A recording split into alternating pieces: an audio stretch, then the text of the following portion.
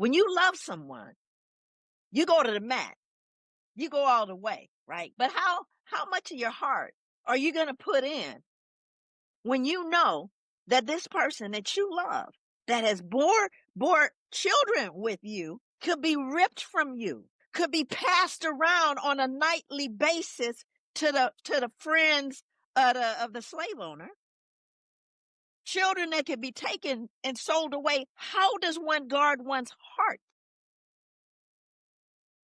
I can only tell you what the slave narrative said. And one of the enslaved Africans, or probably a more prominent slave narrative, this brother Bibbs, I think, he said, there is nothing worse than to be enslaved and to be the husband and the father of enslaved. And he unpacks what they did to his wife. He unpacks the indignities.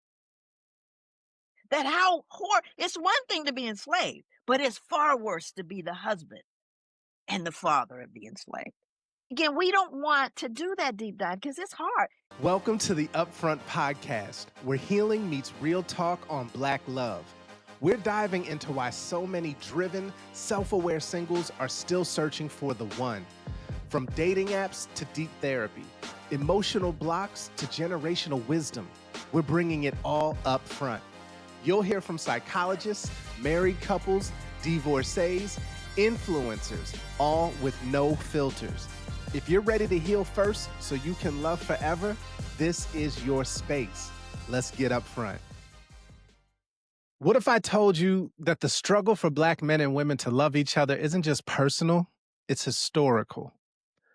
Today's guest is one of the most powerful voices that we have in our lifetime.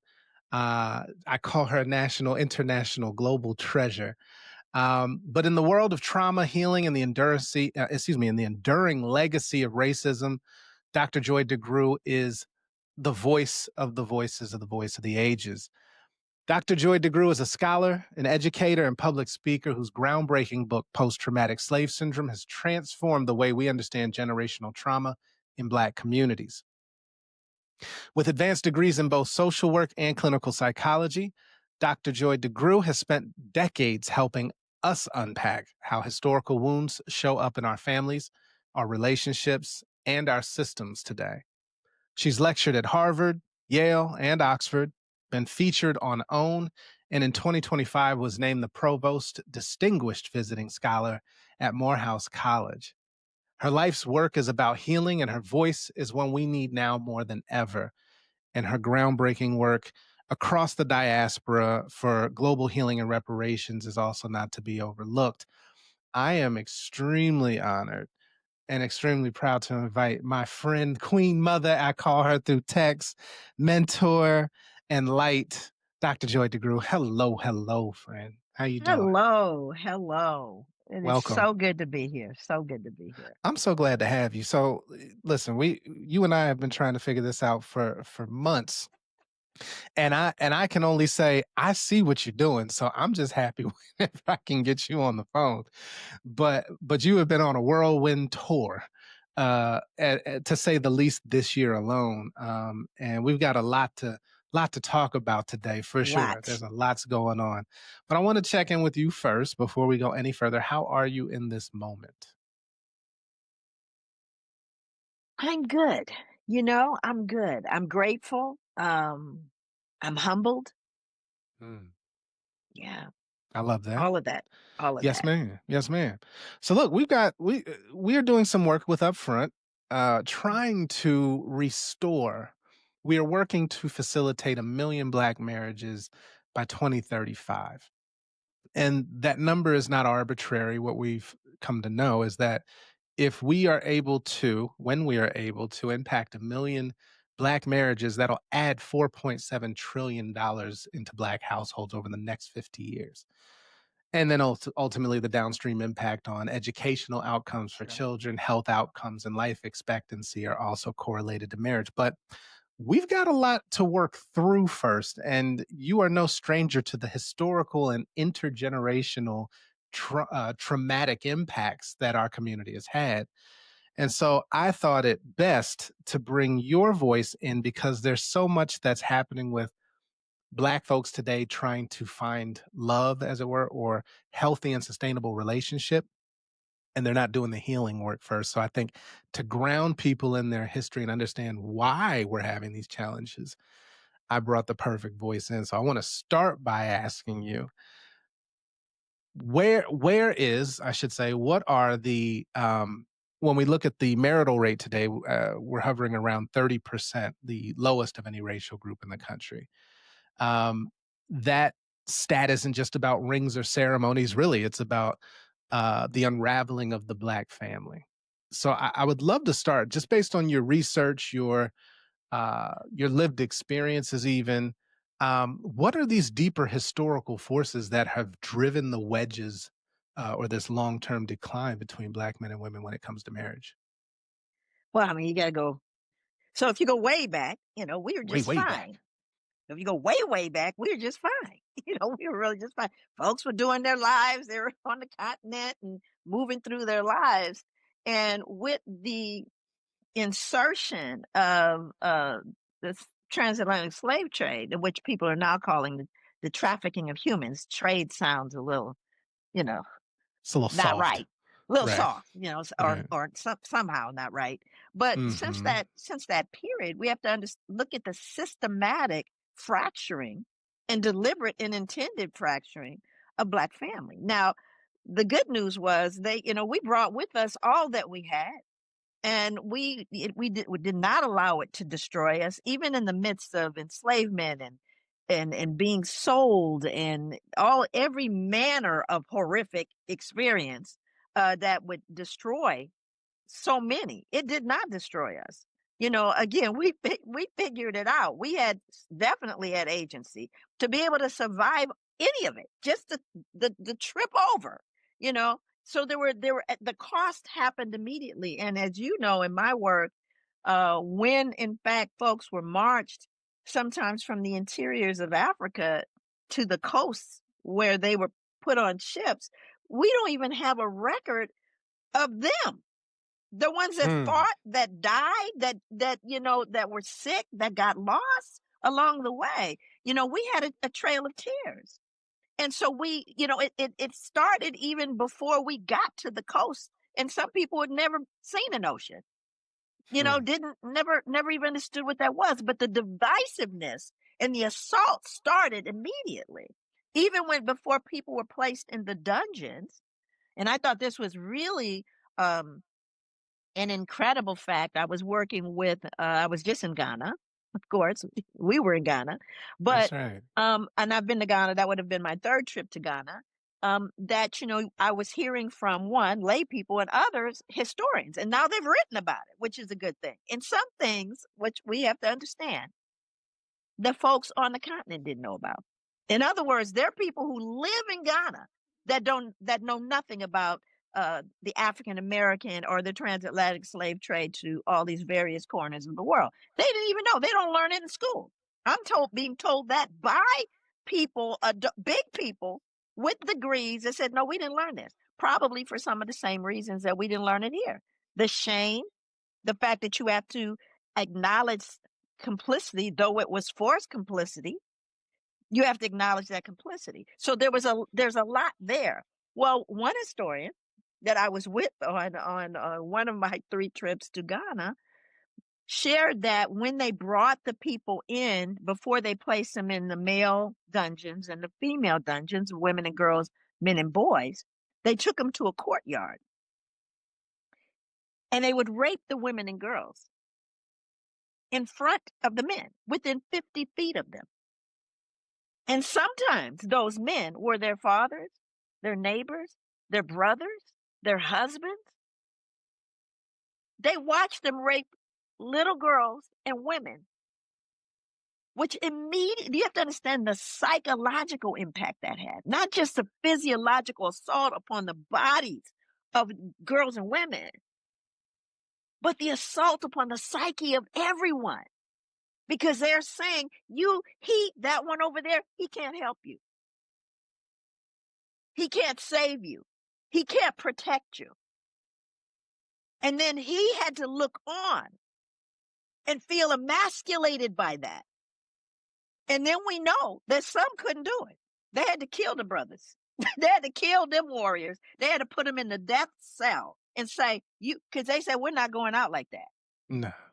You see, and that history stopped right there. That's not something, you mentioned my scholarship. I have 4 degrees, 3 advanced degrees.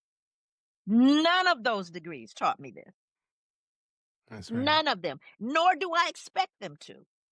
It's counterintuitive of them to let us know who we are. So I don't expect them to tell me who I am. But I certainly expect us to tell each other who we are and to bring that knowledge forward, because it 4 degrees. I crossed T, dotted the I's, did it 4 times. But when it came to really doing the deep dive, I had to do that on my own. And trust me, the knowledge is there. The scholarship is there. It's in these books behind me.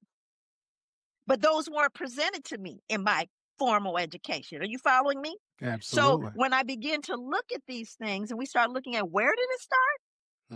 And you tell me, now we're enslaved and we're owned by someone, hence the whole idea of keeping Black people at adolescence. You weren't referred to as Miss or Mr. or, sir, or none of those things. You weren't ever going to be perceived as an adult. And number 2, not fully human. Now, it didn't change who we were. We weren't confused about who we were. We weren't confused that we were human beings, that we were whole people, that we were spiritual people. That never changed. Whether we could even speak the language, we were cleared. That's what God gave us. Okay, so now I got to figure out how to navigate insanity for 300 years. Now, we're human beings. We are human beings. We've got to, every day we got to deal with it. And you tell me when you love someone, because see, when you love someone, you go to the mat, you go all the way, right? But how much of your heart are you going to put in when you know that this person that you love, that has bore children with you, could be ripped from you, could be passed around on a nightly basis to the friends of the slave owner, children that could be taken and sold away? How does one guard one's heart? I can only tell you what the slave narrative said. And one of the enslaved Africans, or probably a more prominent slave narrative, this brother Bibbs, I think, he said, there is nothing worse than to be enslaved and to be the husband and the father of enslaved. And he unpacks what they did to his wife. He unpacks the indignities. It's one thing to be enslaved, but it's far worse to be the husband and the father of the enslaved. Because then you see, and again, we don't want to do that deep dive because it's hard. There are points when I was writing the book, be real honest, when I got to points where my family would come through the door to talk to me and I would be in a puddle of tears on the floor. Tears. I couldn't. So what I'm that's saying, a lot. I'm saying all that to say we're trying to understand something that in many ways is incomprehensible. In some ways, but what we do know is, and this is what's so amazing to me, as deep as it is right now, and it is buck wild crazy right now, there were people, and I had to remind my son of this. I had to remind my son, who, kind of got in his feelings over some events that happened that were legitimate. Police putting guns to his head and crazy stuff. I had to say to him, son, there were people who were living at a time when there was already 100 years of enslavement. They got 100 already, Mm. and they got 200 in front of them. Okay. And you know what they said? It's not going to always be this way. Mm. It's not going to always be this way. And there were those around them that said, this is all that's going to happen. And there were those who said, oh, no, it's not. And knew it to the pit of their soul. This is not going to always be. And there was 200 years in front of them. So what I understand, John, is we have everything we need to get through this. Mm. We have everything we need to build those marriages, but it has to be Mm-hmm. intentional, and it has to be clear that we have to do it. I'm not waiting on somebody else to do that. Nobody's gonna save us. Nobody's Right. gonna fix it for us. And none of us are perfect, but everybody has, my husband will tell you, and again, I didn't get it right, because a part of the joy that got married when I was younger, Mm-hmm. hadn't done the healing work. I hadn't done my work. Ooh, buddy. A brother told me, older brother, elder told me, I will never forget this. He says, you know what? You're going to do great things right after that humbling. Right after that Ooh. humbling. And Yikes. at the moment I stopped and I went, I don't think that was a compliment. I don't. It's one of them bless your hearts. It was a bless your heart. But let me tell you what, I fully understand it now.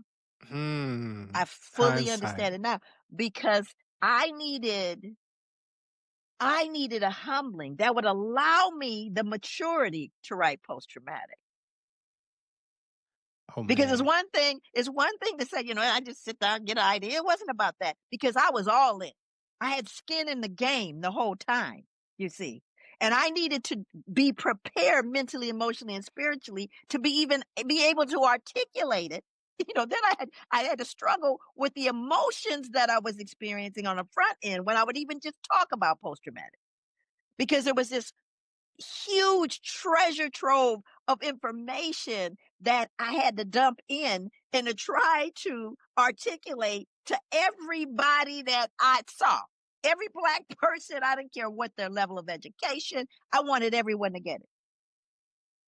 And it was much later that people started recognizing Dr. Joy. I didn't even care about that. Post-traumatic started on the ground. It started with my own family, right? So when I think about marriage and family and, just the whole continuity that we were able to establish in the face of what seemed like insurmountable obstacles. It seemed impossible, and yet we did.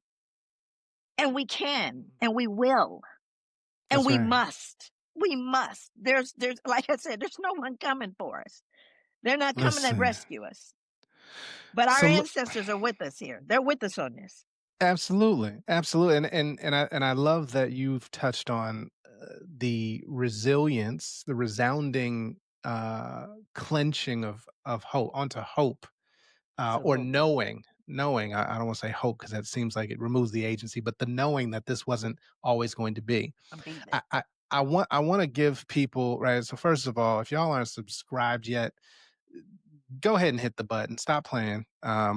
But these conversations we're about to take a turn into the practical and the tangible today. So that historical landscape, that backdrop that you've given, and by the way, folks, that is only a glimpse. Y'all just looked through a keyhole through Dr. Joy's words right now. But that historical backdrop and the atrocities, the trauma that is imprinted on our genes, and we'll get into epigenetics in a bit. But that can manifest in today's expressions in ways that people aren't even conscious of. And I'll give you an example. I would love your reaction to this. So at Upfront, we are a healing-centered, AI-powered dating ecosystem for single Black professionals seeking marriage. Single Black professionals, right, would indicate that this is a platform where you are coming to heal through or work on your healing journey to get to a healthy and long-term sustainable relationship. However, what I've found and I'm still reconciling this, is that we have people, both men and women, who are leading with profile pictures that aren't in alignment with the aims and the context of healing and professional. Right, so I'm gonna paint the picture for you. If the first thing you see, you have to look up instead of in the eyes, because you're like, wait, what? Put some clothes on. What did you do? Right? But I'm tongue in cheek with it. But this notion of attraction through showcasing the body, right? Leading with sexuality as a means of attraction. I want you to connect the dots for folks. Wow. Yeah. I want you Wow. to connect the dots for folks on how our hypersexuality is not this new thing that's been sold back to us through a commodified or commercialized marketplace. Our sexuality or hypersexuality goes back centuries for the benefit of others, and largely not ourselves. So I would love for you to talk about how some of these historical happenings, these things that have shaped us as a people for 600 plus years, how they manifest today in our behaviors amongst each other as Black men and women. What are you seeing? Well, when you are placed in a position where you don't own your own body, right? When every part of your body was an instrument that worked on behalf of someone other than yourself. That you're a commodity. Your body was, and especially Black women's bodies. Our every aspect of our body was for the work and toil of someone else. Where you had to have a certain level of detachment, and not just for you, but everybody. Nobody owned their bodies, right? And if you think about the whole idea that, and this was something that got unpacked for me in some slave narratives and some other, historical pieces that I've read, is when someone says you're going to be a breeder, right? So you got the male, and you put them in there with the female, and they're supposed to breed like we're animals. And then there were women that would say, "Can I know your name? Can it?" In other words, to make it less brutal, brother, can I know your name? Can Oof. can I tell you a little bit about me? Can I? Do you understand? We had to find ways to mitigate that assault when we're forced to, and given privileges, special privileges for that hypersexuality. Are you hearing me? You get better food. And if you get pregnant, you don't have to work as hard. All of a sudden, associated with that are basic human needs that become ingrained in this ugly mass of madness that we had to take on. And it's not like this is in isolation. As we move through that continuum of enslavement and then freedom, right? Which was never really freedom, but we called it freedom. And then we have, all you have to read the book if you want to know the history of what happens after that, because somebody has some kind of mythology that after slavery officially ended, it ended. And come on. Nah, So we got slavery in addition, 2.0. 2.0. And then you have Jim Crow, and you have sharecropping and all the stuff that said we still own you. And then we, of course, bought the illusion of inclusion. And then, they said, we're going to have separate but equal. And then we got separated and started doing too well. We started doing too well. I mean, think about it. Think about, That's right. Tulsa. Think about the beauty. We owned everything. We owned the banks. We owned the businesses. We had our own system because y'all folks said you didn't want to be near us because y'all, first of all, you didn't think we could do it. You see, what people don't realize about the destruction of Black communities that were thriving, we couldn't have that image out there because we've already said you're beneath us, you're inferior to us, you're not capable. Now you have a vision of Black Wall Street. That means that all that you did to me, all that you did to us, I went kind of weird. Do you still hear me? Do Yeah, you I still hear hear you. me? Yep, Okay, good. loud and Because clear. I hope these aren't going out. But No, no, anyway, it sounds like yeah. could be. But what people don't realize that in addition to the one thing they did, when you look at systematically what happened in Tulsa, is, we owned everything. Booming, thriving. Wait a minute. We can't, we meant you to be away, but we didn't mean you to thrive. You understand the cognitive dissonance experienced by white people when they realized and went, wait a minute, we were all Mhm. comfortable with the fact that you can't survive without us, that you don't have the capacity, that you don't have and we always had the brainchild. We always knew who we were in spite of all of that. And when we built it, planes had only just been invented. It was the first bombing in American City. That's right. First they burned and they looted and they raped. And then they bombed. They didn't want anything. And then they said, come on, no. We want y'all to be with us now. We want y'all to be with us, which means that we want all that you can produce. We want to benefit from that. Even though we told you you weren't capable of producing it, once you did, we said, oh, no, we can't have you thriving. We can't have that. We didn't mean that. We meant for you to recognize that you were inherently inferior. And we were like, okay, we on our own now. Let's make it happen, right? Watch me. That's what we Watch did. me. Watch Just me. watch. But what happened in that transition when we start looking at that and that whole notion of, we started self-segregating. We started doing some stuff because we weren't healed. We were exhibiting unhealed behavior. And some of that behavior was what was modeled for us. And what we began to say, so how do I assert myself as a Black man? How do I have value as a Black man or a Black woman? And who is valued above? Because that whole hierarchy of who was important, all of a sudden we started taking on those very same things, the haves and the have-nots. And we started looking at colorism and skin color and the brown paper, all that stuff. Right. So we start looking at how did all of that metastasize to this mess, right? When we knew and we had the capacity, does anyone ever think about how did we do that? We had less then and built whole towns. Let's look at another one. Let's move a marker forward. Let's look at the Million Man March. Million Man March, I'll never forget about it because it's on my birthday, October 16th. And I remember sitting at the television. I remember praying for the brothers.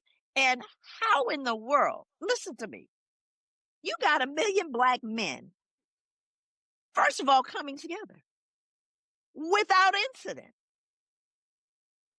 Stay That with did me. happen. That happened. We can't have Black people thinking they can come together.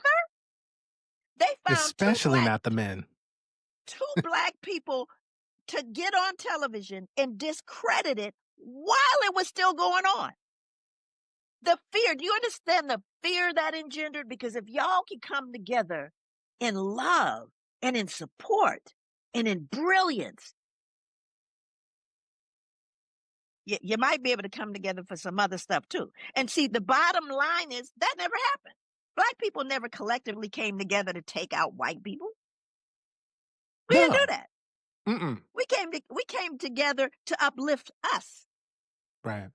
And what happens is you have to also recognize that even when you start looking at our history, what are our children taught in school? We're not taught about the kingdom of Aksum. We're not talking about the great Mali Empire. We're not talking about, these aren't obscure, but we can't have you believing. And I'm going to fast forward it to that question, because we can't have you believing that you can exist in this way. We can't have that. And so they had to discredit it. And then it kind of got erased. And I'm going, I remember that. I remember crying and praying and being so proud of what I saw. And they tried to wipe it away. They tried to demonize it all. And for whatever reason, fractioning off of, who was a religious, the Islam, all the stuff that they tried to throw in it, that was us. From every walk of life, that was us coming together in love, in peace, in grace. We did. And then all of a sudden it's gone. But I want to ask you, and again, I want to, it's so hard for me to, there's just so much that I could talk about. I'm going to take this thing off. It's bothering me. It's cute, but it's fashion over function. I'm with you. Listen. So I always do this because it's really important for Black people, for people in general. I just spoke to 600 people a couple of days ago, right? Who were, for all intents and purposes, really tracking this. These are folks that provide scholarships. These are fun. And these people are seriously on it. They're talking about, we understand what the current administration is doing. We're going to figure out how to get those funds out there anyway. I have a great deal of respect for them. And it was a very diverse audience, predominantly white, who get it. These are folks that get it. I'm not talking about the ones that are going, are you sure? Racism, it's not, maybe you're oversensitive. No, I'm not talking about that crew. I'm talking about real folks, feet on the ground. So I'm listening to them, and they're listening to me, and I'm thinking about what I'm going to share, because I know they think they know, but I'm going to take you through something right now. If you can just involve me, and I do this with all my audiences. I indulge you every time. So yes, take us there. So we become very cerebral. We are very cerebral. We talk, you and me. You know how we go, right? Oh yeah. But we also know that everything isn't just between the ears. So what I'm going to do is take you on an exercise. Everybody, every single person that's out there that's going to see this, I want you to close your eyes, and I'm going to take you on a guided imagery. And I'm taking you on this guided imagery so we can understand the crux of the issues that are facing us, our families, our relationships. Okay, wherever you are in the world, it's nighttime, and you are in a car. You may be the driver, you may be the passenger, but as you're driving, you look ahead. And as you look ahead, you see blinking lights. And as you approach those blinking lights, you realize that these are police cars. In fact, as you approach, the actual road is blocked, and there are police cars on either side of the road. Beyond the police cars, there's a yellow tape. Beyond the yellow tape, there are 3 young men on their knees with their hands handcuffed behind their backs, and they don't have shirts on. Now open your eyes. Now, I've asked people what they saw. Who did they see? I haven't had anyone that say that they saw 3 blonde-haired, blue-eyed boys. I've not gotten that yet, and I've done this outside of the country. Let me tell you what people see. They see brown or black boys. Now, those 3 brown or black boys on their knees with their hands handcuffed behind their backs are what we see. Doesn't make sense, though. Doesn't make sense that that's who you see. But it does make sense because that's what you have been basically socialized and programmed to see. That's right. And here's what's wrong with that. Following that guided imagery, I show people pictures of black men and boys. I show graduations. I show in every profession, I show all of these that far outnumber the 3 on their knees, that you should come to your mind, right? But we don't see those images of go to Howard, go to Spelman, go to any school. You're going to see black youth graduating thousands every year, but we don't see those pictures. We also don't see the dynamic interaction between families and couples and men and women that happen every single day. That is normal. But we do see those 3 on their knees. And what that tells us is who the problem is, who you can't trust, who's the criminal, who's dangerous, who needs to be imprisoned. who you should be afraid of. I went to Amsterdam, asked them to do the same thing. They couldn't even speak the language and saw the same thing. So we not only see it ourselves, we've exported it to the world. And how do you counter that? You see, this is about healing, right? This is about moving forward. So when I show all of those incredible pictures of graduations, of young athletes, artists, scholars, sculptors, you name it. I show all these pictures and I'm going, we're talking about every walk of life, every profession. I said, so you have to understand that it has been so ingrained that we have normalized the dysfunction. We normalized it like it's a real thing and fully embrace it to the point where we can't get it out of our own heads. So when we start talking about the problem, you don't understand, when these people open their eyes in the audience, you should see their faces because they're toe up. Oh, they're horrified, I'm sure. I mean, they're horrified. I'm better than that. I don't, yeah, that's what you see, but that's what we've been programmed to see. And you so can't beat your programming, first of all, if you're not aware of it. Most of us aren't. We operate on autopilot. Additionally, and our egos won't let us accept that. That's right. Well, for sure. So now you're looking for a mate. Let's just look at something simple. You're looking for someone that you want to spend the rest of your life with. Do you know, my kids used to ask my kids said that their friends would ask them, so how many baby daddies do you all have? The fundamental assumption that they all had different fathers. That's wild. Right? Fundamental assumption. And what we have to appreciate is, in the midst of us trying to deal with this very important area of our evolution as a people, we have to also understand what has intersected and impacted us. Now, you all probably remember, I'm 68 years old. I certainly remember it. They were frisbeeing condoms at everybody. You guys remember that? That was like the 80s, late 80s, early 90s, yeah. Big bowls with HIV and AIDS coming in, but it was teen pregnancy before that. Oh my before gosh, the HIV AIDS thing, it was like, oh, teen pregnancy. Look, they've always been teen pregnancies. There's nothing new about that. And right? teen marriages back in the day. And the difference is, here's the difference that got intersected was, if you don't have big mama and auntie and cousin and uncle and all the rest of people there to raise the child. Because see, that's what would happen when I grew up. Somebody got pregnant, but the teenager didn't raise the child. The whole community raised the child. The family, big mama was there. There was guidance, and then they said, "Oh no, we can give you some public assistance, but you can't have any of those people in your house, especially the men." Especially the men. Can't have them in there. Good old able-bodied men. You can't have them in there. And so you have to understand that what happened. And no, I haven't talked about the introduction of crack. So when we start trying to unpack the layers of injury, the layers of oppressive behaviors and unhealed behavior that people just trying to do their lives. But if you're, listen, let me give you an example of this.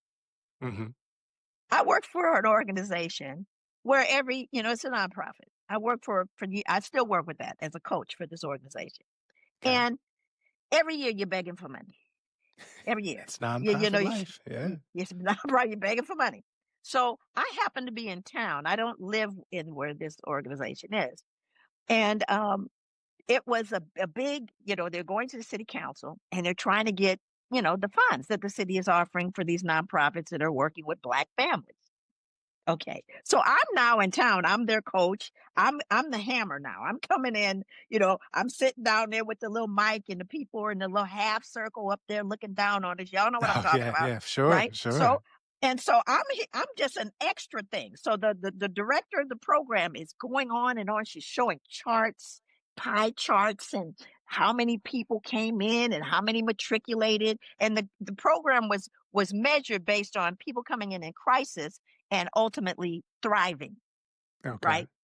And I had arguments with what even people thought were thriving, Like, because how it do was we white define people. that? Yeah. And white people were trying to define what thriving means in the first place. Really? Oh boy. Oh, no one can be on food stamps and be considered thriving. That's not true. Right? Sometimes I was like, I've been on food stamps, was pleased as pie when I got them. Got good food for my family, helped me matriculate through school. I didn't have it, but again, this is someone else's ideology around us.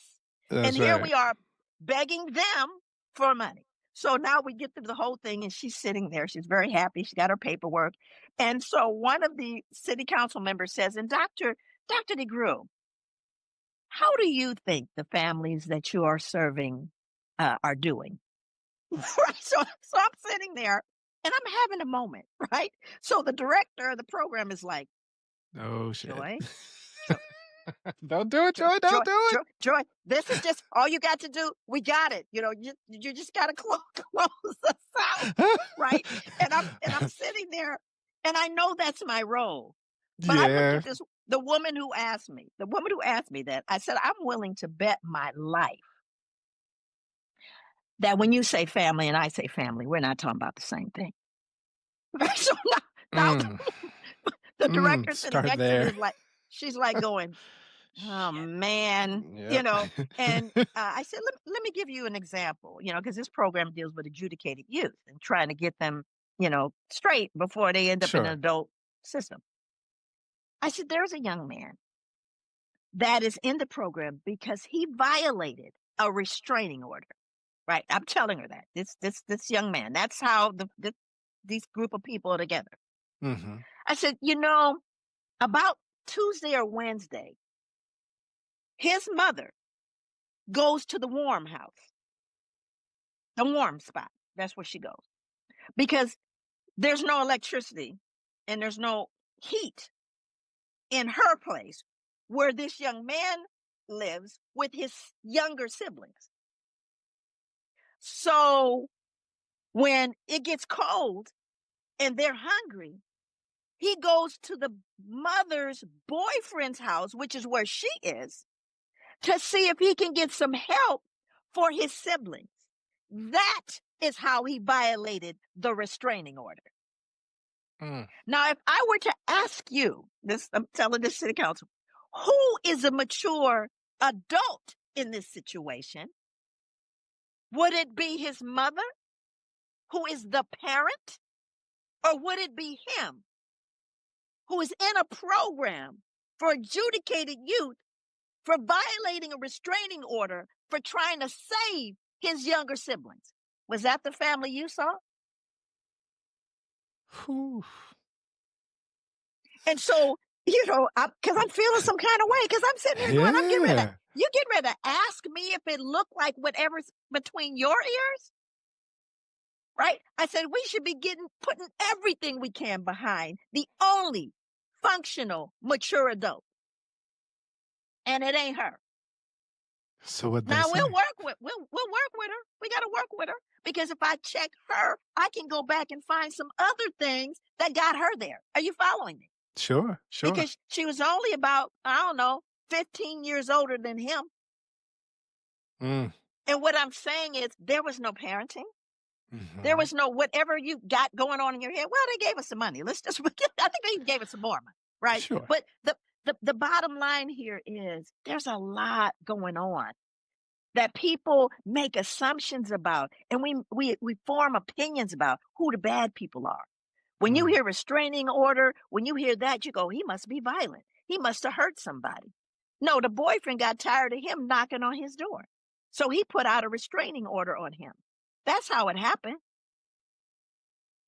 Because the boyfriend didn't want to assume responsibility for children that weren't his. I'll assume. That his kids. No. And she's willing to be here without them. Because she's taken care of. Her security is secured, and she's not concerned. Man, listen. But so my point here is to say that when we start looking at the etiology of all the things, the layers of stuff that we're dealing with, come on, friends. We gotta get much more. First of all, we gotta get much more patient with ourselves and each other, and we have to start doing the work of helping them, like you said, those professionals, right? We got to, because we Right. make an assumption that you know what appropriateness is. Mm, What is appropriate? Who told yeah. you? Who modeled it? Yeah. You see what I'm saying? It's thick, No, and you're that's not right. it. You're right. And that's not everybody. Let me just say this for sure. I'm Oh, in no way I'm horrible with suggesting, that.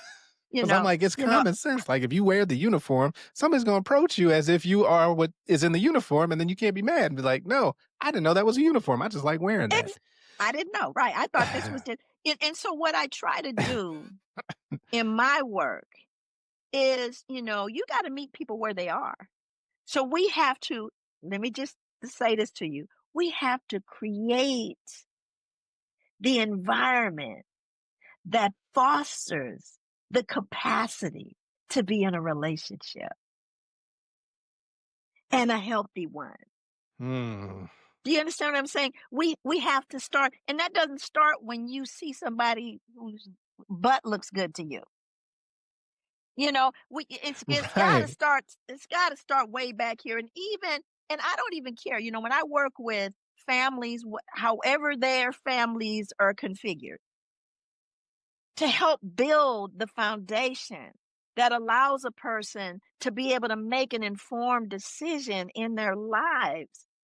And we make assumptions that folk know stuff they don't know or have never, I last thing I'm gonna share. So I promise. It's the last one. Oh, no, it's not. We got time, but keep going. I had a young woman that blew out of every alternative school she had ever been in.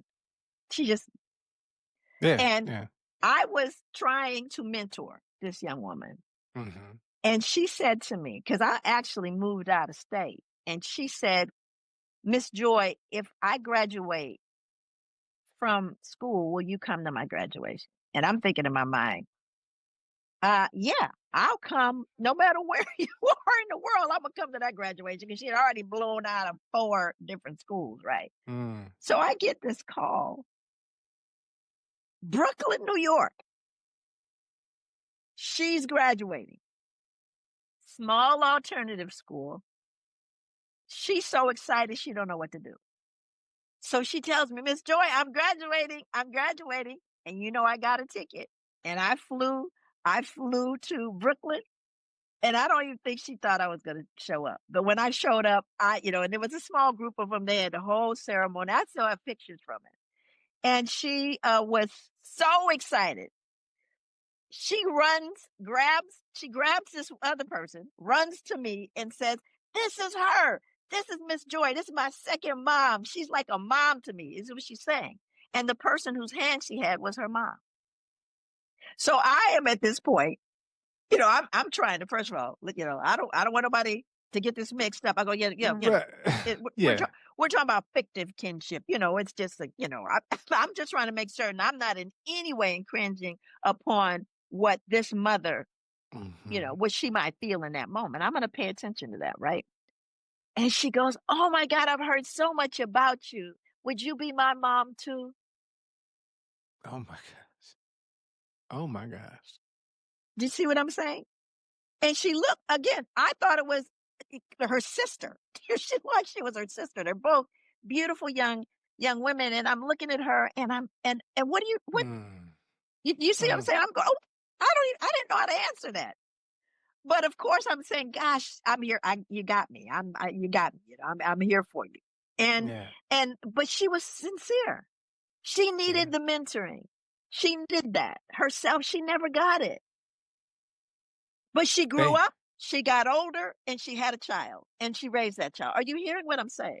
It's important for us to contextualize who we're dealing with, whoever that is. On the other hand, I'm walking around with, I can't even tell you this. I finally ended up at historically Black college at Morehouse, and I love it. We're going to get to that, but I love being there. I've been swimming with sharks my entire life. I've been swimming with sharks.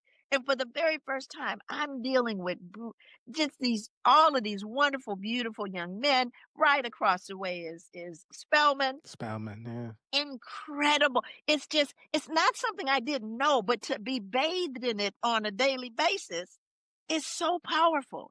And that reaffirms the fact that we are not a monolith. We got people from every spectrum, and I guess my feeling is we have to help.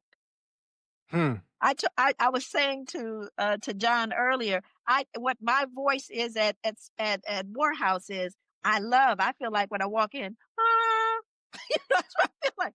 Right. Listen, that's the HBCU feeling Oh anyway, my but God. in And I it, didn't get to go.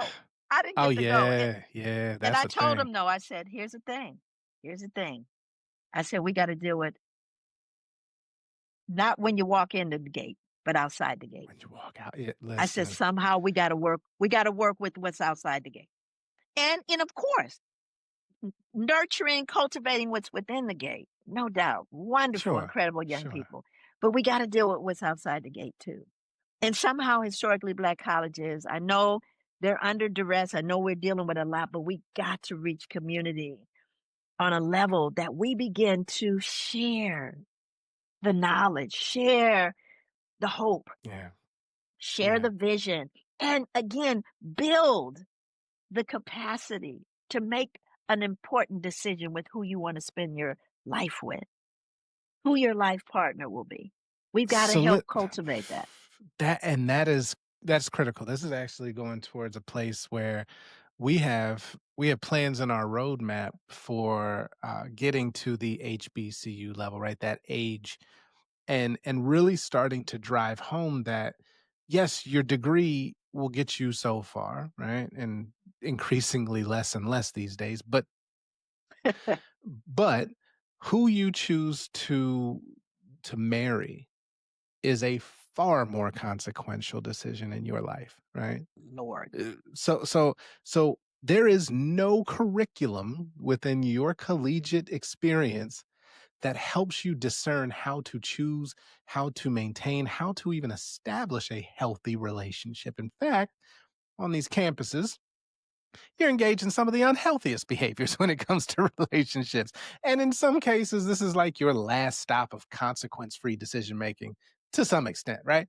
Make those mistakes there. However, we're not getting that communal education, modeling, perspective, accountability, affirmation, all of these things that showcase what it is that you are going to need to be successful in a marriage, let alone in a career, right? That as an HBCU alum, 2 times over, I can say that I came out with a deep sense of pride and understanding and historical context of who we were pre invasion.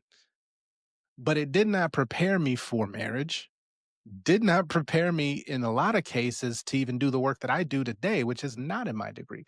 I say all that to say that is a place, right, where the collegiate experience has to have some level of communal gathering. And I love what you're saying about don't forget about what's on the other side of those gates, right? Outside and surrounding those campuses. But I also see, and this is a challenge that is not new.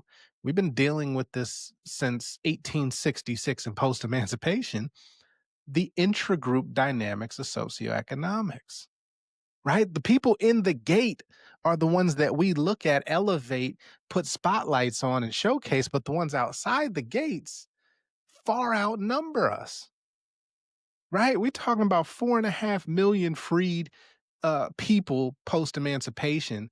There was only about 6 or 7 thousand that were never enslaved. So now you got 4.5 million, and I don't know, 1 million of those die within the first year due to starvation, neglect, and disease. You got 300 or so thousand that migrate north, west, abroad.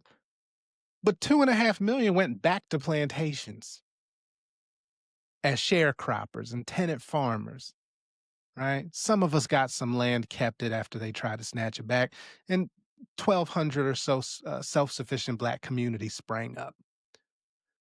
But that was not the people within the gates. Far more that were outside. So I guess where I'm going with that is even when you get into relationship dynamics, socioeconomics is hugely important because it's Huge. values, it's worldviews, ideals, beliefs, exposure, right? Habits, norms, all based on what you had access to. And so as I listen to Absolutely. you talk about these things, and I'm like, we've got people who have been put on these apps saying, well, choose who you like aesthetically, forget all the other stuff, but come together based on how you look and then hope for the best. And we're creating the environment, as you say, where no, let's start with let's figure out what's broken first. Are you even ready for a relationship? Have you healed through your childhood traumas, your environmental, your past relationship trauma, even your professional traumas before you go and get matched up with somebody who hasn't healed through any of theirs either? And so now we create these conditions where a healing process can happen. But even before you get to the healing process, you have to define your profile. And that's where I'm sitting here like, that Wow. I didn't think about how much you're saying about people don't know what they don't know. And I'm like, but it's, and this is again, exposure, worldviews, ideals, beliefs. And so I have to check the W.E.B. Du Bois in myself, that talented 10th mindset, and remember that Booker T had just as valid a message. It's just a different Absolutely. audience. Absolutely. It's not either or. Sorry, I'm on my. It's and. It's It's and. It's and. It's and. So I don't even know It's where I was and. going with that. All off of profile pictures. Let But me shift. Oh, go ahead. Go ahead. Go ahead. okay. So I was thinking as you were talking,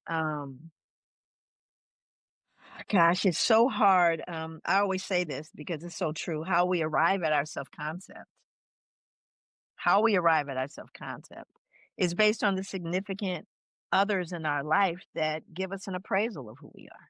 So I'm not who I think I am. I'm not who you think I am. I am who I Ooh, think you think that I am. it's I joy. am what I believe that appraisal is. And and sometimes, this is why we have to do the deep dive around the nature of what we've received. I just was in a meeting. Shonda Rhimes was being interviewed by Debbie Allen here in Atlanta. That's what's cool about being in Atlanta, right? It was Oh, wonderful to wow. hear her talk about her book. I think it's a year of yes, I think is the name of Mm, it. And I okay. started reading it while I was in the audience. I mean, it was a wonderful exchange because Shonda Rhimes is an introvert. She's fun, I think phenomenal, you but she's have to be to write some of the stuff she's written. It's oh like my you God, live in your head a lot. she is phenomenal. But she talked about her parents. It was such a lovely moment. I wish you'd have been there because she talked about her parents who've been married for over 60 years. And that what a foundation that set for her. And she had said, I never want to be married. I just never want to be married. She's right now entertaining the idea of being married. And part of it had to do with watching these phenomenal people, her parents, and Hmm. feeling like you I can't get can't any beat better than that. this, right? Right. Can't beat that. And she has a phenomenal family. I mean, she spoke about it. I just Sure. felt I feel endeared to her. But when she talked about that marriage, Hmm. it was I wish you'd have been in the audience because it speaks so much to what your whole goal is, your whole focus. She talked about how they both they finish each other's sentences. They're thinking some of the same things. In some ways, they're very, very different. And you cannot they're also flat-footed on the ground people, very down to earth, but brilliant people and very focused and very committed. And I think I would love to hear their story. I mean, when she talked, and I know it's well, Shonda Rhimes, of course, but that Hmm. story of her parents, that 60-year relationship, we Hmm. could all benefit from hearing from that. You know what I mean? And we don't hear Yeah. enough about those, about what the sacrifices and why and how come you stayed and what were the challenges or all of we that is what village produces. Village produces all of Mm. that. This is why there's not an either or, John. We need village. Some of the answers to this is if you had enough of them elders that had good sense in your ear. And so part of that fractioning, part of that normalization of, for example, the absence of men. You know how many meetings I've been to? It's professional meetings, in the Black community about family, and everybody's a woman. And nobody's noticing. I'm going, where the brothers? But we've normalized the absence of Black men. So much so that my private nonprofit, we go through great lengths now. We say, you want to come? We'll give you something extra if you bring a brother with you. You know what I mean? We go through great Incentivize the lengths brothers. I love to get the brothers in the room. And Right. again, it's not them, it's our normalization of their absence. And I won't do it. I'm going, hey. Nobody, these kids didn't spring up by themselves. They didn't come out of a rock. They're and just really some simple stuff about that.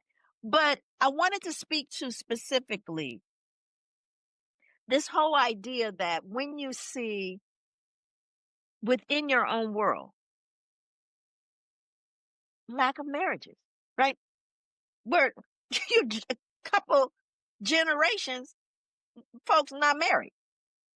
There's families, there's children, there's just no marriage. Right? You see, so we've normalized, stay with me, we've normalized that. I was in London, and not only did they normalize, they normalized that Black, this is crazy. They said something like 40 to 60% of Black men were not going to marry Black women in London. This was in London some years ago.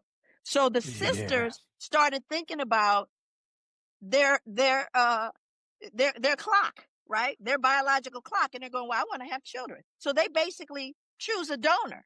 Don't get me wrong, not going to a donor place, but going, I'm picking a brother because I know he ain't going to marry me. Stay with me. But I want to have, and I'm reaching that age. I'm not kidding you on this. This is a real thing. I'm sitting in a room with women, and the question that got pulled out of the basket was, how do you feel about having babies over 40? Now, where I went in my head was, okay, that's called that. Well, that is considered a geriatric pregnancy. Joy's getting. Right. I'm becoming very specific about it, and they looked at me like, no, so it's normalized. Yeah. I'm dating two men right now.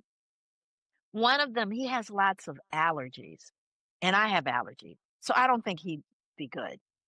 The other guy, not as a husband, but as a donor. Oh my God. Because I have no reason to believe any Black man is going to marry me. This was a young 20-something leaned over to me. She goes, I can see the shock in your eyes. She goes, but here the reality is Black women don't have any real belief that they're going to prospect, not within the Black community. They could go definitely maybe find someone maybe outside, but it ain't gonna be a Black man. So you see, those are the layers.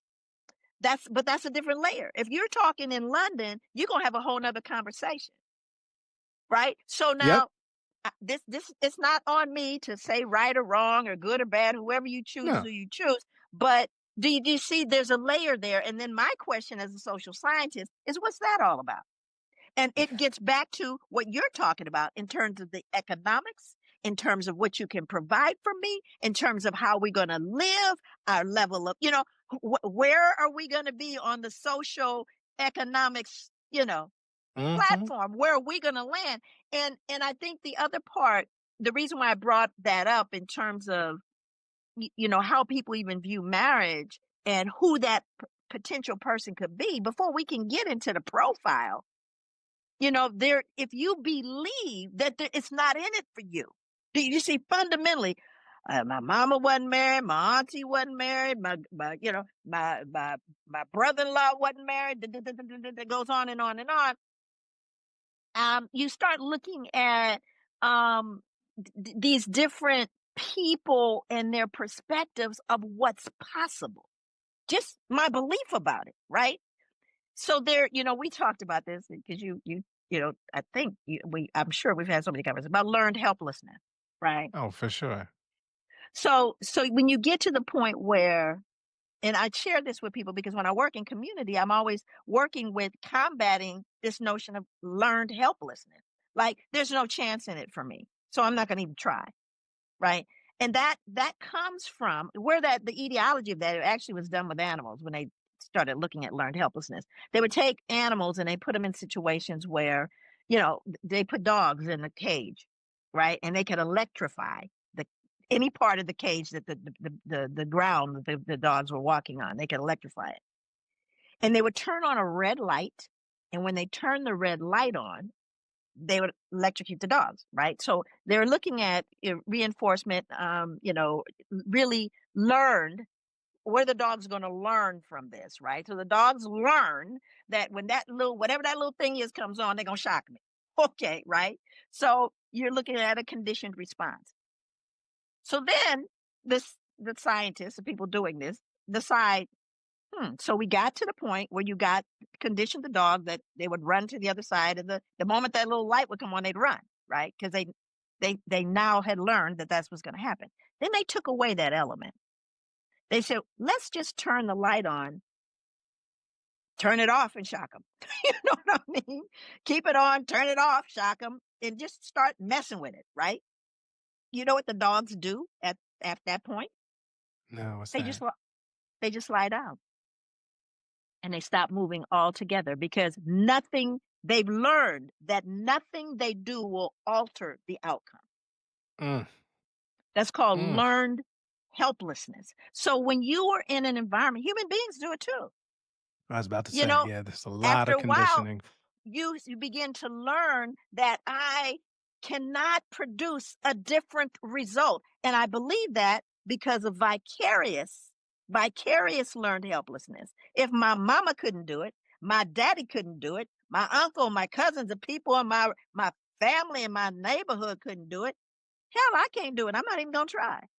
Mm-hmm. Right? It becomes one of those where, and again, none of those things are rigid. None of those, every one of those walls you can push against and they'll fall away. And I think that we have to start demonstrating, John, as opposed to telling people, we have to show people.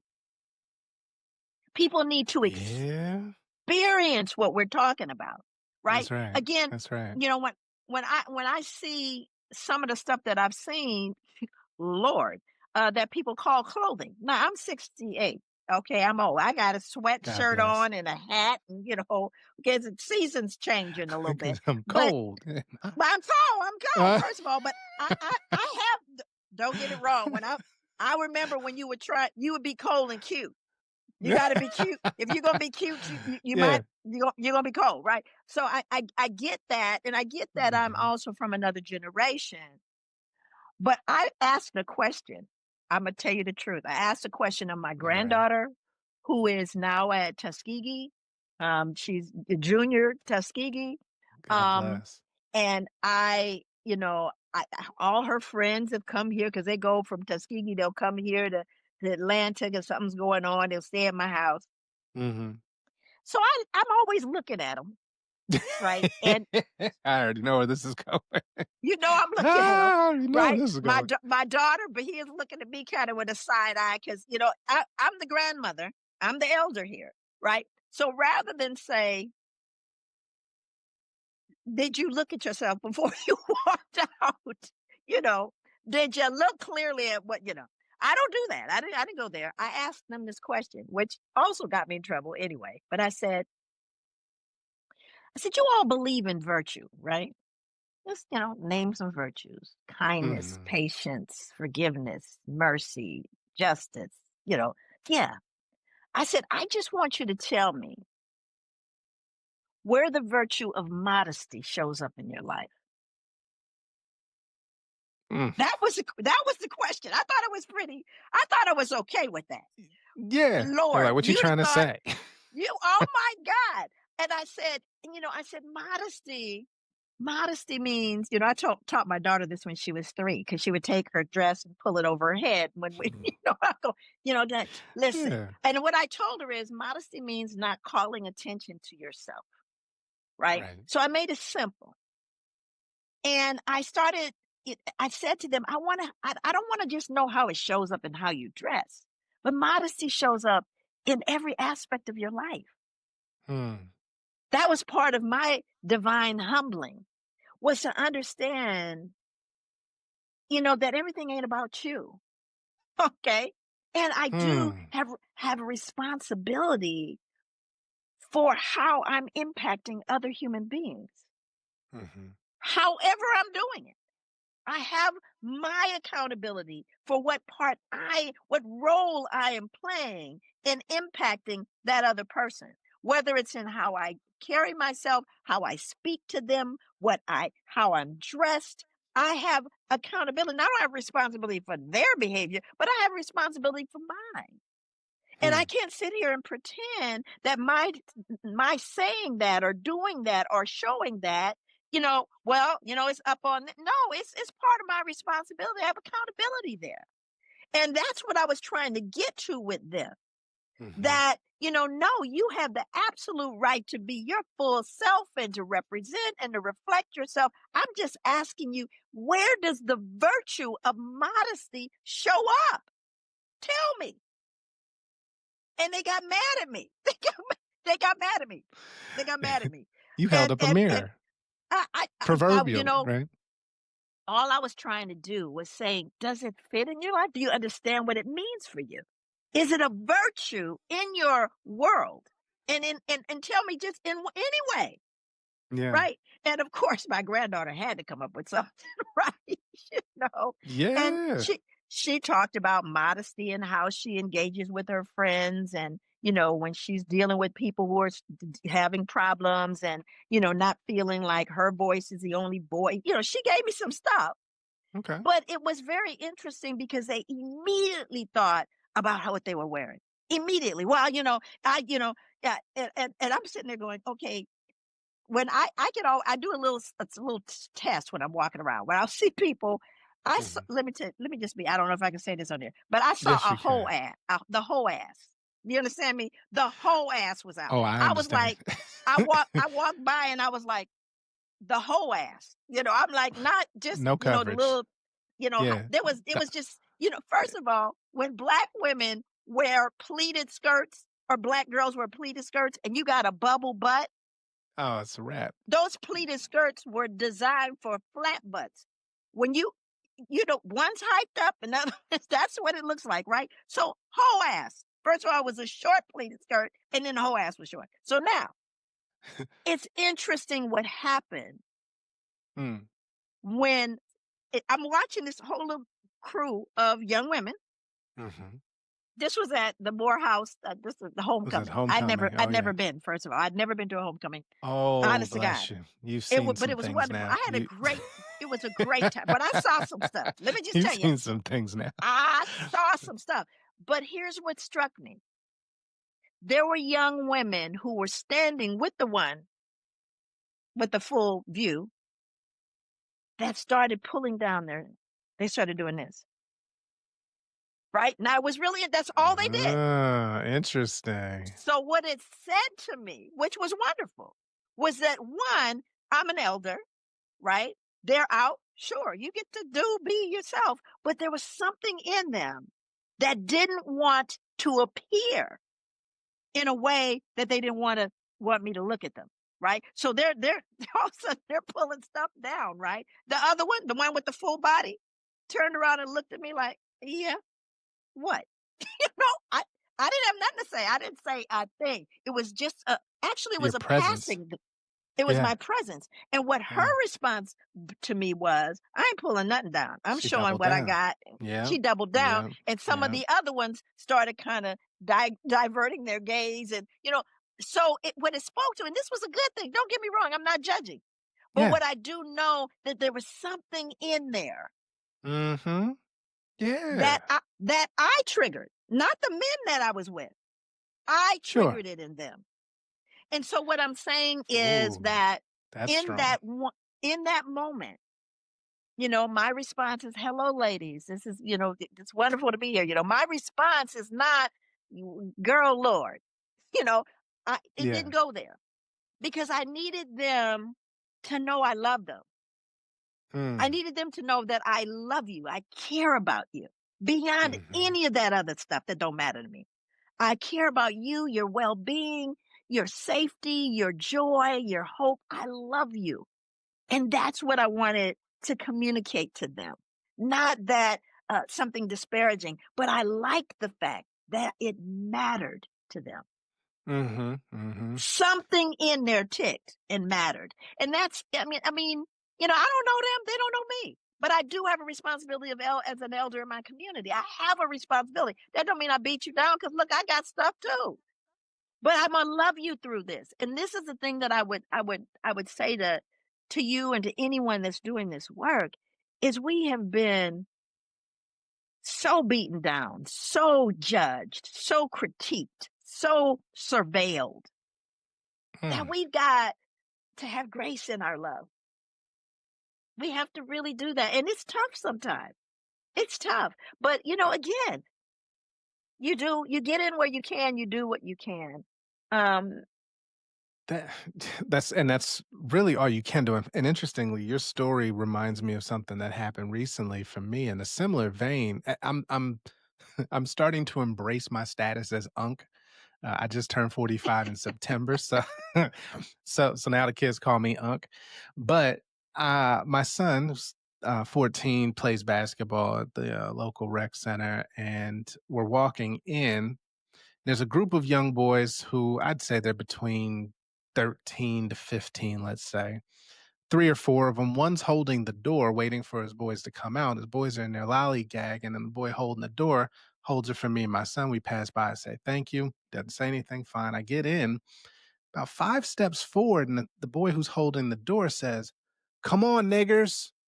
Come on, niggers," loudly. Hard R, not niggas, niggers, niggers, come on.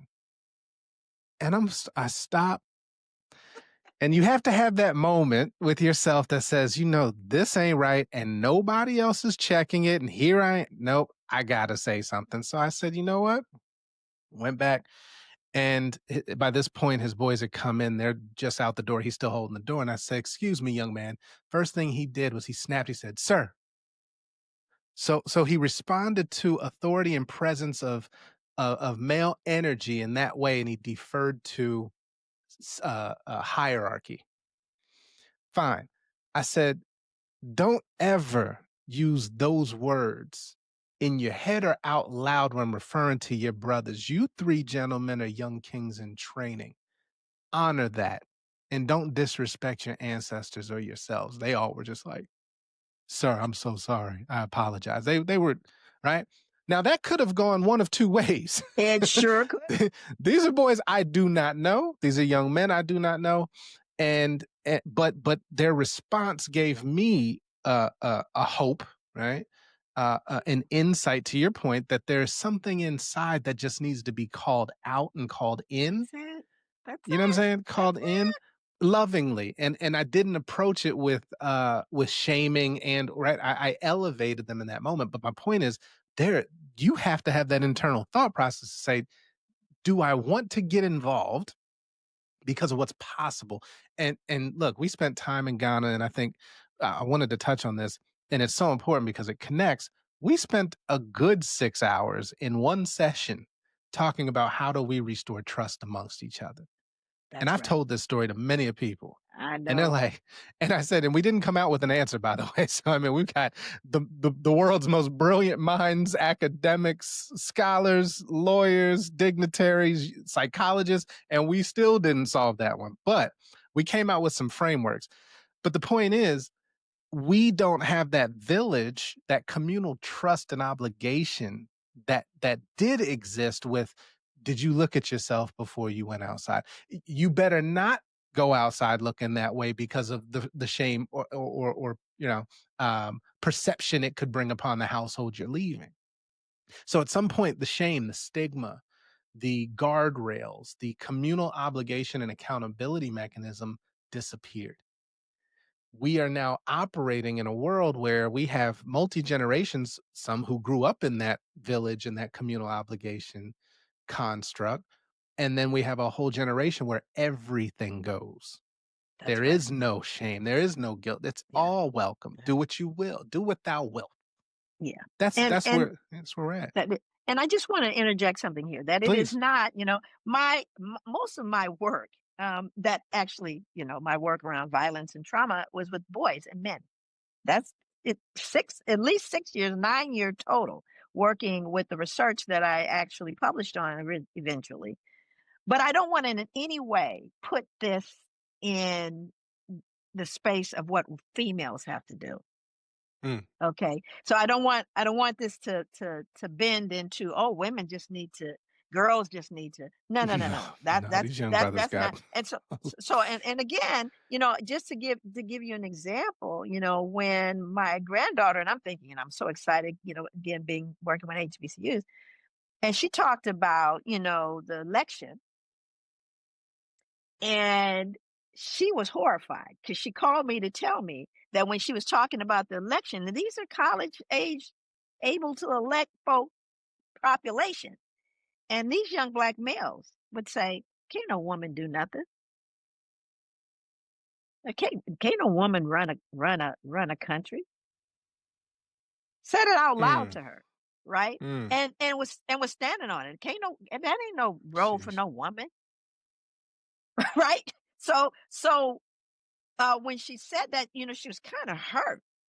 Really, she was kind of hurt by that, because these are her peers, contemporaries. Yeah, her contemporaries. They're on the HBCU campus with her, and she's thinking, "That's your perception of me, and of the women here and what women can do.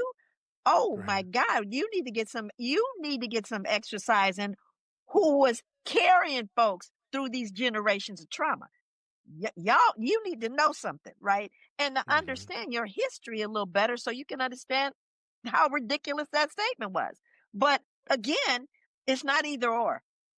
It's and we cannot place the responsibility in one hand. It's like they said, it's like a bird. Men and women are like the wings of a bird. If one is too heavy, you fly in circles. Without one, you can't fly. They got to be balanced in order for you to soar. Bars, wisdom, jewelry. That's it. Dr. Joy, I could talk to you forever. I don't even know. I can. Oh, I don't know if we even covered what we were supposed to cover. We covered exactly what we were supposed to cover, clearly, because we've covered all of these things. I didn't, and I hope that the listener or the viewer didn't expect to come in here with closure, right? Like, closure wasn't the goal of this conversation, but exposure, I think, to certain things that you have uncovered, discovered, recovered through your journey, personally, professionally. We didn't get into your personal. I was going to leave that alone.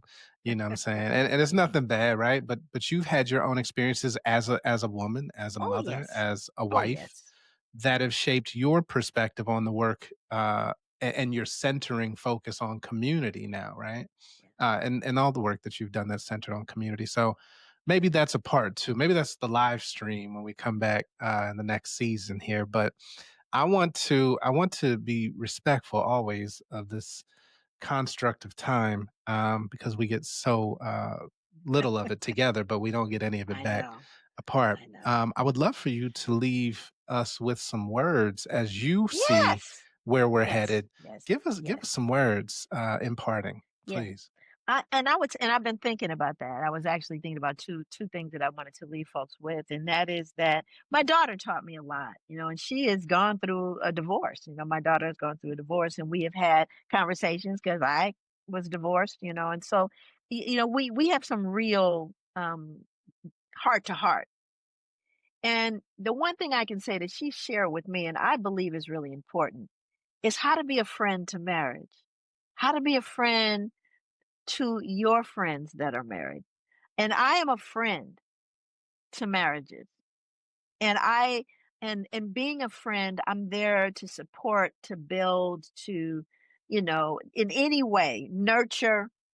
But we've got to be friends to marriage, and help each other through this, because we are not doing this in isolation. We're doing this together. And one strong marriage, my God, what it can yield. What a strong marriage. When people will see my husband and I, because we're older, and they'll just smile at us because we hold hands, right? We just really, we hold hands, right? And I know that just the mere just seeing us gives hope. It gives hope. And I think my daughter said to me, I am a friend. She says to her friends that are straight, she goes, I'm a friend to your marriage. I'm a friend to you both. And I'm never going to say or do anything that is going to be of harm to your marriage. And I think we have to do that. We have to wrap around these marriages. We have to build, again, that infrastructure that develops the ability for people to be able to make an informed decision about someone they want to spend their lives with. We need to do more things like what you're doing right here that is going to reach people that we would never reach. That's going to stir conversation or thoughts, And I would say, I keep going back, the final word that I would say, when I was in Rochester, and the first time I actually had seen this African proverb, and I loved it because I think it speaks to the fact that we need each other. And it says that a child that is not embraced by their village will burn it down to feel its warmth. And it resonated with me so deeply, oh my gosh, that we have got to nurture this early. We've got to wrap ourselves around the children and youth, because in this time, and I told you when I gave you the title for this, in this time when things are really intense, what I know about Black children and youth, which is where my real focus is, because we are creating the husbands and wives, okay? But we got to start with this early, and what we model for them. But also, when you're looking at all of these children and youth, first of all, our children can sense and can, they can actually understand intention before the developmental charts say they can. Supposed to be able you're supposed to be able to deal with inferences or what people's intentions are somewhere around 7 years old and older. Our children can do that at 5. And I know that because I did it at 5.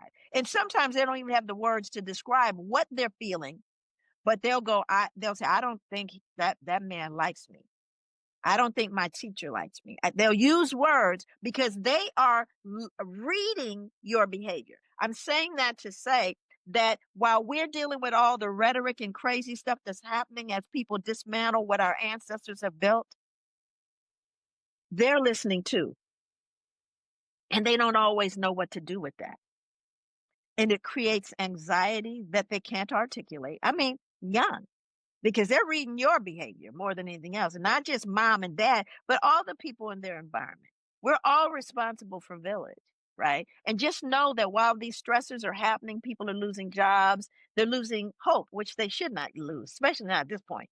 We can, given what we had, the person with 100 years in front of them, 200, they didn't lose hope. So we don't have no right to lose hope at this point. That don't even make sense. It don't even come up. That's right. Right? And so we have to also recognize that is having a differential experience for women, for men, for boys, and for girls.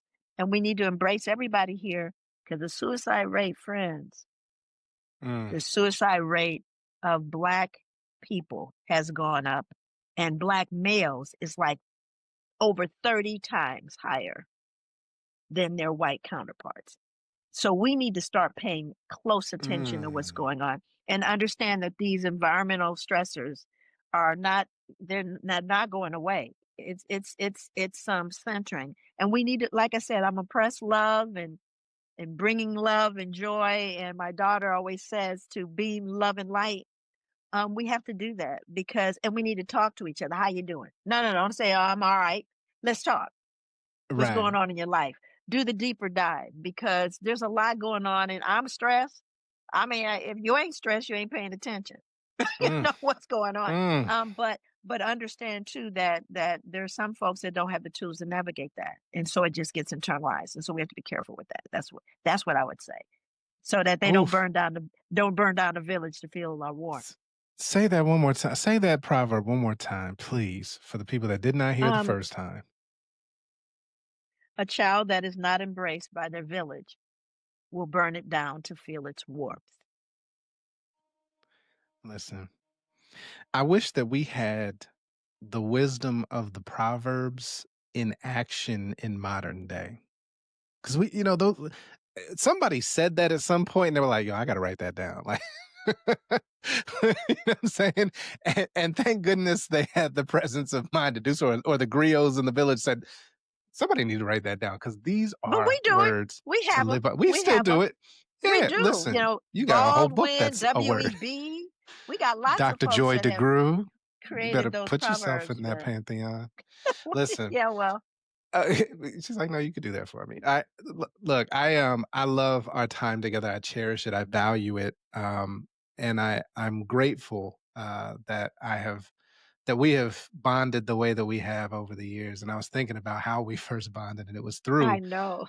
right bringing you somewhere else to speak, and then we ended up on a call and forgot everybody else was on the call, and here we are still doing it. But and the funniest part is being in space together in Ghana. That And was amazing. oh my gosh, that has transformed me in ways that I still have. I'm still processing. But I want to thank you for your time, Of not course. just today, but your time through this physical journey that you have chosen this time around to come back and do what you're doing, and who you've chosen to be at the time that you've chosen to be, and honoring the call to do the work.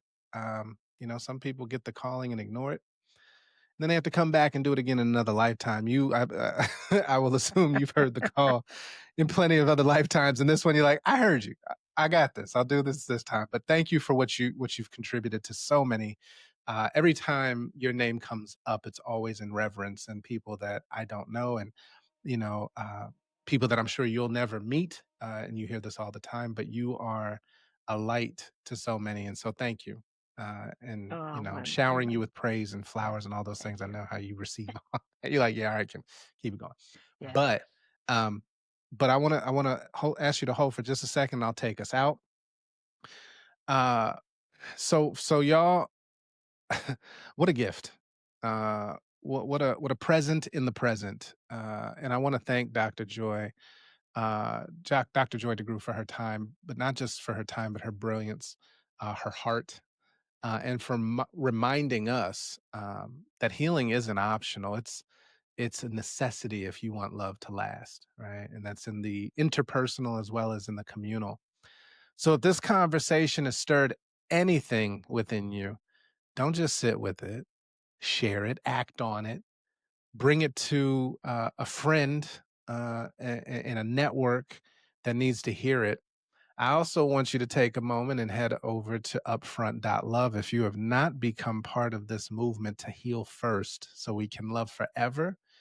Then that is the place where that journey starts for you, because we're building an ecosystem of healing, of mentorship, and meaningful connections. This isn't another run of the mill dating app seeking to extract dollars for the hope of finding the one. All we're guaranteeing is a platform to help you remove some of the barriers that have hindered you from finding yourself before you found your person. It's a space built for us, by us, to do the work, to find your person, to find yourself first, and to build the kind of love that not only changes families today, but generations to come. Also, we'll be shifting, transitioning from the podcast format that you're engaging with now. We'll still do those down the line, but we're going to be moving to live streams because we really want to get the conversation going in real time with y'all instead of the one-way communication. So we'll unpack topics just like this. We'll go even deeper, and we'll cover everything from emotional readiness and navigating the modern day dating landscape as a Black professional. And we'll get real, and we'll hold space for each other in those moments, to learn out loud and heal out loud as well, and dream out loud together. So whether you're single or married, because a lot of folks will be like, I'm already married, I'm out the game. No, we need you, especially if you've been in the game of marriage for longer than 7 years, to come back, share some of the wisdom that you've amassed in your journey together. If you're healing or just beginning a healing journey, or knee deep in your healing journey, or somewhere in between, Upfront is a free space, a home space for you to come and be part of. So the app is currently in beta for our first 1,000 members who've signed up for early access, our Vanguard 1,000. They are currently putting the app through its paces and helping us make it everything it's going to be at the top of the year when we open it up to the world. Until then, thank you for spending some of your time with us. Thank you for connecting, and certainly let's continue to heal forward together. Take care of yourselves. Be well, in love, in audacity. Peace. It's in the heart of the beholder. Love is in the heart of the beholder. It's in the heart of the beholder. Love is in the heart of the beholder, yeah. She's sitting patiently, her heart begins to race. She checks her makeup in the mirror just to play it safe. She sees a gentle